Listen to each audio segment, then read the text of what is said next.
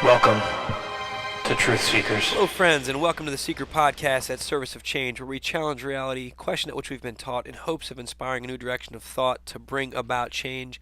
I'm your host, Dennis Nappy II with Service of Change, where you can read my book for free, I Am Human and We Are Not Who We Think We Are, just by going to serviceofchange.com/IamHuman.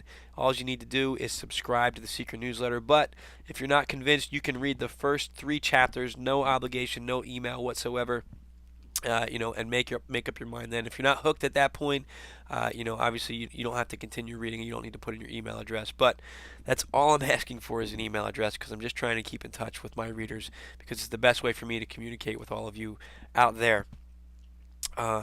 Been a rough week for me, so you can hear it in my voice. And after what just happened over the last 20 minutes, I'm convinced there's something in the universe that's just screwing with me this week, and it's really kicking my butt.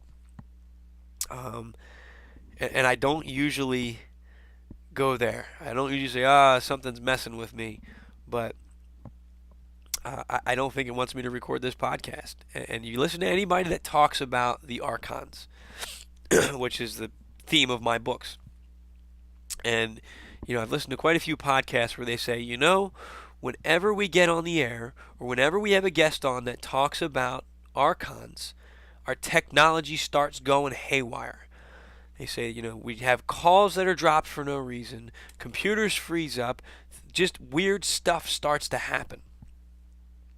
And I try not to buy into that, because I believe consciously we have a defense against these things. But I'm in a weakened state this week. I'll talk about that in a minute. But I started recording the show. I came down here, and I have so much work to do tonight. And I said, you know what? I'm going to take just 20 minutes and just record the show. I won't write up the show notes. I won't convert the video. I won't convert the audio. I won't, start doing all that other work that I do. Let me just get to the show recorded, because I have to release it 2 days from now. It's Wednesday night. So I turn on my computer, and my computer is all jacked up. I don't know, it was frozen. So I had to reset the computer. For whatever reason, it took 10 minutes for my computer to turn back on and upload. Okay, problem number 1. Now I'm even more tired because I've had a long day and I still have work to do. So I say, okay, that's fine. Let me get QuickTime up, because I'm doing the video casts now. So I turn on QuickTime. I open it up, and what does it say? Camera not found. It's basically a brand new computer. This computer is not even a year old. What do you mean camera not found? I just used it yesterday. So I have to reset the computer again and wait for everything to load up. I finally get it loaded. And I go and I get into the show. I start going through my show. Awesome show. It was a great show, which I just recorded 5 minutes ago. I just finished recording it. Had a major coughing fit in the middle of it. As you can hear, my voice is now it's pretty much done, because I just did a whole show about ancient civilizations and forbidden knowledge, and it just fried my voice. So it's done, and I go to check the show just to make sure everything recorded okay, and there's no audio. Now, before every show, I do a mic check. I check my audio. I'm looking right now at my screen. I can see the audio bars vibrating back and forth. So I check them, ready to go. I start recording the show. Well, after the show's over, there's 0 audio, so you see me just blabbing the whole time with no voice coming out. I check my wire on my mic. I have a little microphone switch on my wire. Somehow that switch got pushed to the mute button as soon as I started the show. I don't know how it happened. I'm not saying a ghost came in here and did it. I don't know how it happened, though. I did a mic check before the show started. So it totally just screwed me up. And now I'm doing the show again. You know why? Because you're not going to beat me. I've got important stuff to say. I've got important stuff to talk about. And I don't care if I have another coughing fit in the middle of the show. I'll edit it out. I don't care if you shut down my computer again. I'll bring it back up. All right. I know. I'm starting to sound like a crazy man. And maybe I am. It's just been a rough week, man. It's been a rough week. Lots going on. I got sick. My kids were sick earlier in the week or last week, and coughing and sneezing in my face, probably in my mouth and stuff, which happens when you have small children, as you know. And it was the same time that I just ran out of my homemade medicine. I make my own, all natural medicine that I take. I take a tablespoon of it every day, and I recommend you do it, but it's nasty. It's I mince up garlic, ginger, turmeric, apple cider vinegar, cayenne pepper, and jalapeno pepper, and I blend that all up into a liquid. And I just take a tablespoon every morning. And when someone's sick in my house and I start to feel symptoms, I'll take it 3, 4, 5 times a day. Burns the whole way down, but it clears the sinuses, and it's worked for me. When my family gets sick and I'm taking this stuff, I don't get it, or I get just a minor touch of it. And this time, I wasn't taking my stuff because I ran out of it and I had to make more of it. And the virus, it kicked my butt this week. It really did. I'm done complaining. I'm sorry. That's not my norm. I complain because it's relevant to the stuff I talk about on the show. So hopefully you haven't tuned me out at this point. Let me jump into what I want to talk about again for the second time. Ancient knowledge, or forbidden history, forbidden archaeology. There's a lot of different ways that it's been referred to. In recent times. And if you haven't done so already, go to servicetochange.com and check out the article I just put up there. It's called 5 Books About Ancient Knowledge That Could Change the World. Really, I wish I would have titled it 5 Books About Ancient Knowledge That Completely Rewrite History. Some of you are well versed in this subject. Some of you, this might be new for you. I remember years ago, I watched a YouTube video about Lemuria. And Lemuria is, basically the Atlantis in the Pacific, on the Pacific side. A continent with an advanced civilization that was just completely lost. But most people have heard the story of Atlantis. It was an advanced society that disappeared. Plato, I think, is credited with being the first one to talk about it. Modern day, anyway. And since then, a lot more evidence has come out. But it's so easily and readily dismissed that as being, made up or a myth or some kind of lore or some kind of fairy tale. Well, these books that I have compiled, that I have there, and just books that I've read, tell a whole different story with very compelling evidence. They're not just someone's theory. They're not just saying, hey, my grandma once told me this story about, Graham Hancock, Magicians of the Gods. I talk about that book a lot. He meticulously dissects evidence, and Graham has even stated before that he's been accused of cherry picking, what information he wants to use, in his books to prove his point. But in Magicians of the Gods, he gives you the other person's arguments. He quotes what the people who are against him say, and he just completely obliterates them. So with work like Graham Hancock talking about, number one, evidence of a single cataclysm that virtually destroyed the whole planet. And beyond that, evidence of an advanced civilization that was here before that cataclysm, over 12,000 years ago. The Maya, the Hopi, the Aztec, they talk about this being the third, fourth, fifth, sixth world, sixth incarnation of man. We've been here before, and not in a reincarnation sense, but human civilizations have existed, wiped out, and then basically been reborn, come back out from hiding. The survivors have had to piece back together and do this again. And there's evidence of that now. Michael Cremo, he finds, in his book, he finds evidence of anatomically modern humans dating back over 1 million years, over 1 million years. But the modern accepted story is that modern humans have existed, and I don't know what they're saying how far back anatomically modern humans go. I don't have that information in front of me. But basically they say civilization emerged 6,000 years ago. So not humans, not modern humans, but just civilization in the Mesopotamia Sumer area. And basically, we went from hunter gatherers to all of a sudden we have cities, we have skyscrapers, we have laws, we have writing. So all these different things are coming out overnight. Mankind just doesn't walk through the jungle one day and say, "Oh my gosh, let's build a skyscraper," when they're barely finding berries to eat and to survive. It doesn't work that way. Now, even if you read Terence McKenna's book, Food of the Gods, he talks about basically the mushroom eating ape, how they ate the psilocybin mushrooms and they gradually evolved through the consumption of psilocybin to get these greater, more creative ideas to realize their consciousness. Even that wouldn't account for the sudden emergence of civilization, because it was still a longer process. So it suggests one school of thought, the ancient astronaut theories, which I'm not discounting. I'm just not getting into all that stuff tonight. But one theory suggests, and Zechariah Sitchin, he's big for this, talks about basically an alien race that came from another planet that came down and gave civilization to mankind. They instilled it upon them, whether it was a system of control or slavery. That, again, that's a whole different discussion. But that's what part of this says. The other aspect of it is that this advanced society that was on this planet was wiped out and then started to finally grow, have enough numbers of survivors that have reproduced enough to begin to rebuild society.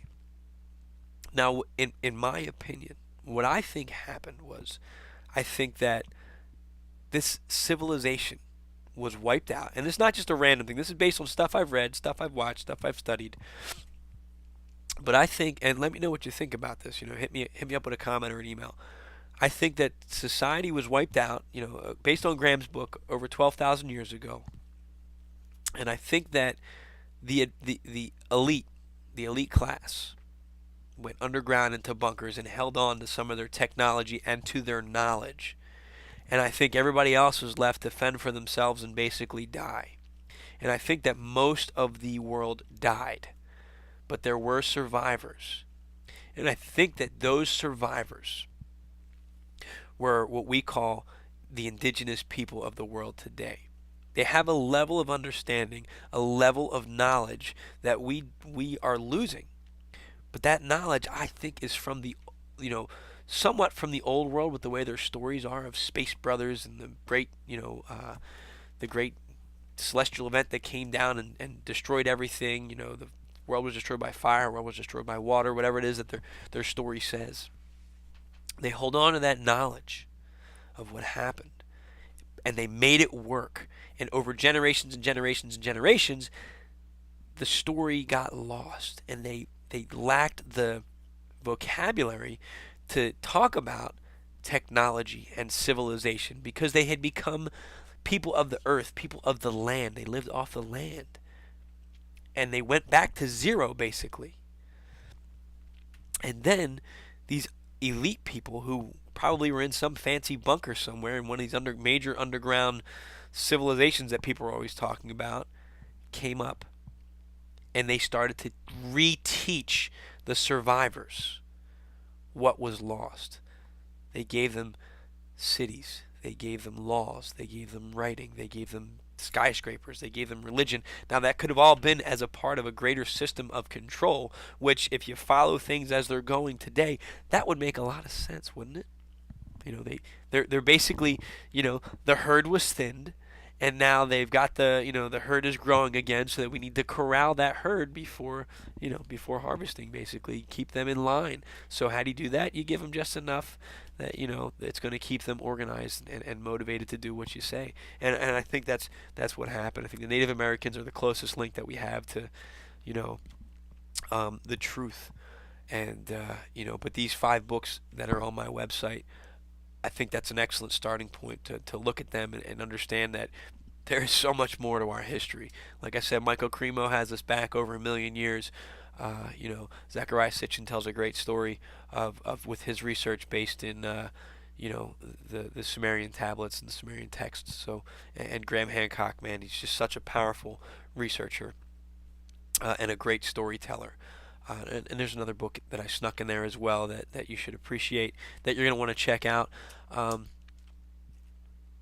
there's just so much more to us, and that's and speaking of that story, a buddy of mine on Facebook shared the introduction to an 80s cartoon the other day, and I was floored when I saw it, because I remember seeing this cartoon, but I never made the connection. It was a show called Thundar the Barbarian. Give me a like or something if you've ever seen this show, you remember it.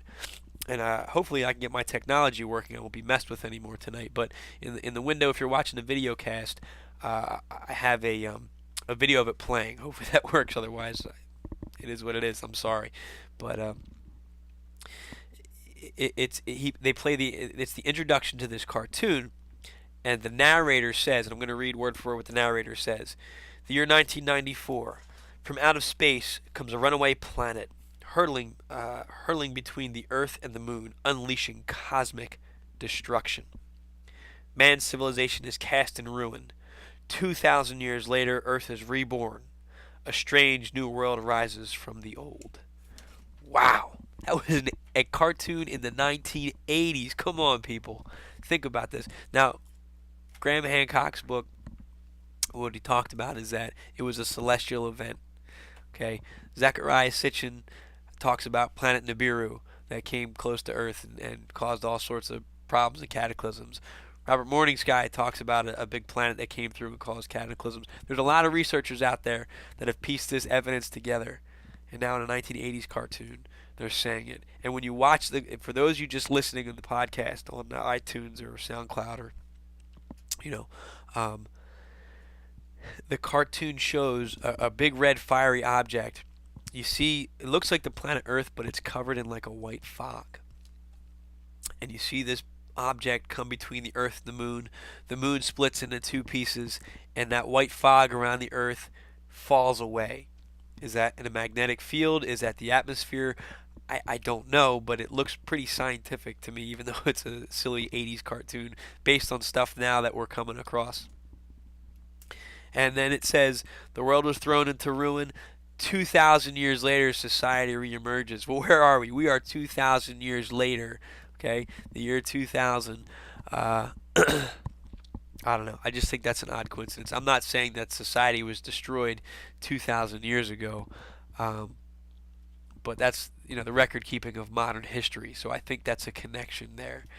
I think our knowledge has been severely distorted. Graham Hancock is credited with saying we are a species with amnesia, and I don't think there's any truer words that could be said about this situation, and that's what I'm talking about with I Am Human. That's why that book is free to read, because I want to spark that thought. There's more to us than we realize, and we need to understand where we come from in order to know where we can go, and we need to do it now. And I'm not spreading fear. David Icke just addressed this the other day in one of his video casts. He says he's been accused of spreading fear. And you know what? I don't think David Icke is that guy that spreads fear. He tells it how it is. He says stuff that might sound scary, which is what I might be doing here, saying something that might sound scary. But that doesn't mean I'm trying to scare you. Excuse me. I'm trying to inform you. Because there's stuff we can do. I say that all the time. There's stuff we can do. That doesn't even have to be scary stuff. I'm not saying it's going to be easy, but we need to do it. The Earth's facing a sixth mass extinction. There's evidence that Fukushima is just killing all the marine life in the ocean. What's going on with politics? How many different wars are we involved in? Covertly and overtly. I mean, the world is in a state of chaos. Are we coming up to the next extinction? Are we coming up to the next, global cataclysm? I don't know. But do I think there's stuff we can do to prevent something like that? Absolutely. If you're skeptical, read I Am Human and We Are Not Who We Think We Are. Once we understand who we are, we can understand the power we have to influence our future. Go back, listen to all the other podcasts in the archives. There's lots of suggestions that I have in there. This doesn't have to be scary stuff. You don't have to be afraid. I could go on forever. I want to just give one more quick story, and then I'm going to be done. I saw another commercial today on Facebook for the new movie coming out. I think Seth Rogen was the writer. It's called Sausage Party. And it starts out, and it's just this really happy movie of food in the grocery store.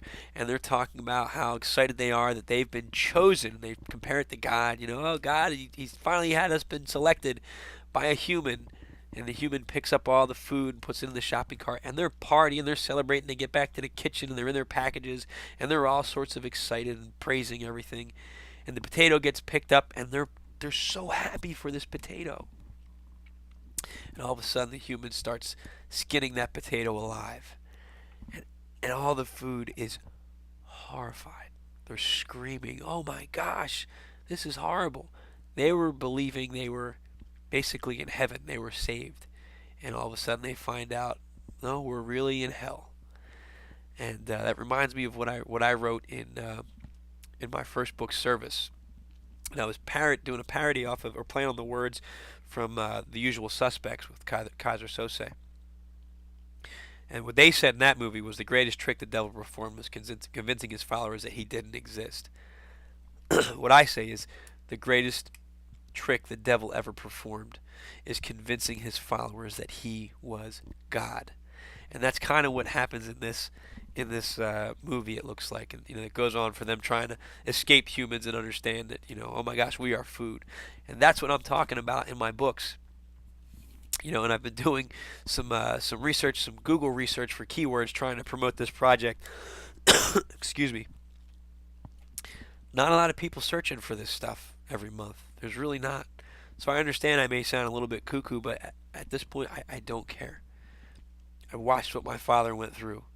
I've done the research for Food for the Archons. I know I have, at the very least, a strong argument to say, hey, we're not at the top of the food chain. There's something that's feeding on us. We've been fed lies to keep us docile and complacent for this harvesting that happens. Whoa, Dennis, you're scaring us. It does sound scary. When I first came across this information, I thought, this is a hopeless case. But the more research I do, I found out that these things seem like nothing more than a pain in the ass parasite. Now, we have parasites in our bodies all the time. A mosquito's a parasite. It lands on our arm. If we get the timing right, smack it. It's gone. It's dead. Okay? All we have to do is stop feeding the parasite, and we can starve it out. And I talk about a lot of that stuff in Food for the Archons.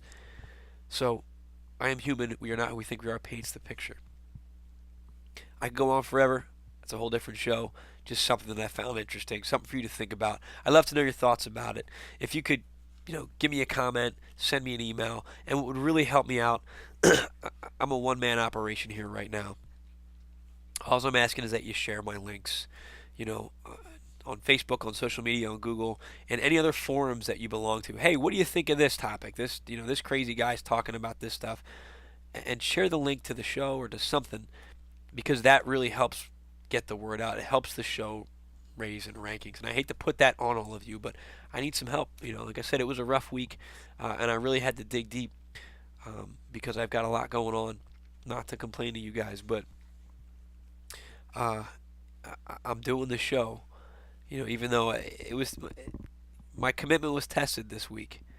Not because I don't love doing the show, but because I have a lot of other things that are going on. But I think this information is important. Not that I'm important.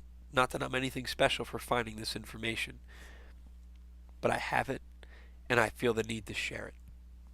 And I hope that one of you out there can do something really wonderful with that information. So if you could share my stuff, I'd appreciate it if you enjoy the show. I'm going to stop whining to you guys now. I have no voice left whatsoever. I need to get to bed because tomorrow I have a lot of work to do once again to, keep things moving, keep the ball rolling. So check us out, SoundCloud, iTunes, on YouTube. We have a YouTube channel as well. Just go to servicetochange.com and you can find them all the links there. And you'll also find the article I'm talking about. Please check that article out. I had the 5 books that I think are worth your time that will completely rewrite history. Check out the books. If you buy them, just click on the links through my page. That'll help me out. They're affiliate links. I'd really appreciate that as well. But these books are, they're great books. I've read the books that are on here, and they're well worth your time if you enjoyed anything that I talked about on this show. I'm really out of time at this point. Again, I'm Dennis Nappy II with Service of Change, where small changes among the masses can have a massive impact around the world. I encourage you to be that change. Never stop questioning and keep an open mind.